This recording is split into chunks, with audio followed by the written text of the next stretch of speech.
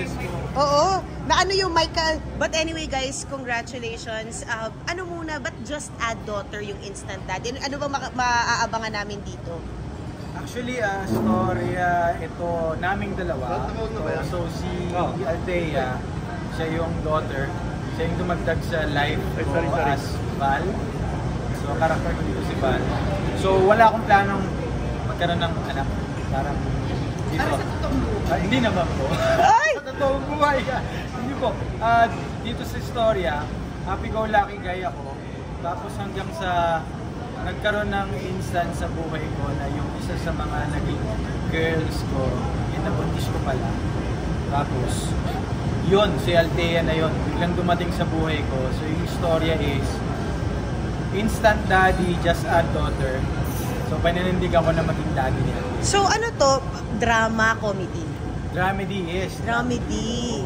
Siyempre pag drama, comedy, ganun yung ano natin, feeling natin dito. Nasanay ka na ba? Parang puro daddy roles ka na ngayon, ha? Oo nga eh. Nasa edad na rin eh. Tsaka nasa itsura na ba? Well, Hindi na natin maitago eh. Di okay lang kasi parang it's one of the roles kasi na pag binigay sa'yo, although I don't have a child yet, so it's another challenge, especially sa industriya na to. Every role is important. every role is important. And si Althea, parang lahat ng role ng pambata kinuha. Diba? Nasa prime time ng kapamilya. Hindi, diba? Kamusta Althea? Kamusta naman itong instant daddy para sa'yo? For me po, ito pinaka-fun na gawin po. Oo, kasama mo lang ako eh. And yes po, masaya po itong gawin. At kapag may nahihirapan po sa amin, nagtutulungan lang po. Tapos kapag po, yung hindi po nag-shooting, lagi po ito nagpapatuwa. Ha? Serious actor ako. So ano ba siya? Parang daddy o parang kuya? Yes. Both po. Ano pinaka natutunan mo? Alam ko, Althea, marami ka na rin nakasama, no? Pero kay Gerald, ano pinaka natutunan mo sa kanya bilang co-actor? Pinaka natutunan ko po sa kanya is always calm down. Wag masyadong pressure sa sarili. Tapos kapag po energizing ganyan, kahit ihinga ko lang po yan, kung ano po magawa ko yan po yun. Wow, parang mature na mature siya, Gerald, no? Sobra. Actually, isa sa nagpaganda sa pelikula at saka nagpadali sa trabaho ng buong production. Of course, yung child actor or actress kailangan titimplahin mo yan. Of course, may mood yan, naalagaan mo. Ito parang tropa. Wow! Sobra, parang tropa. Pati una nga eh. Hindi, joke lang. Yeah. Ang galing. It's very rare to have a child actor or actress na ganito ka ready. Oo. She's so ready kahit anong role eh. I believe she's the best in the industry in terms of child Ayun, no? acting. It's Althea. Yeah, si Althea. Wow! At mukhang nakast ka ata sa isa pang pelikula, Althea, bukod dito, di ba? Yes po. Kasama mo ulit sila Baron, tama ba? Or sila Christine?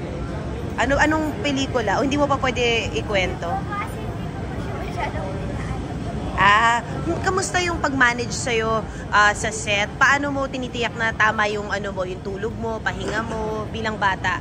Pag late po natapos, pag-uwi pa lang po, tulog na po agad ako. On the way pa lang po sa bahay, tulog na po ako. And then, kapag po late po yung parang 12, dun po yung on time sa set po. Dun po, hinahayaan po ako nila mama at papa matulog po. Tapos kapag po, saka lang po nila ako gigising. Lagari kasi si Althea.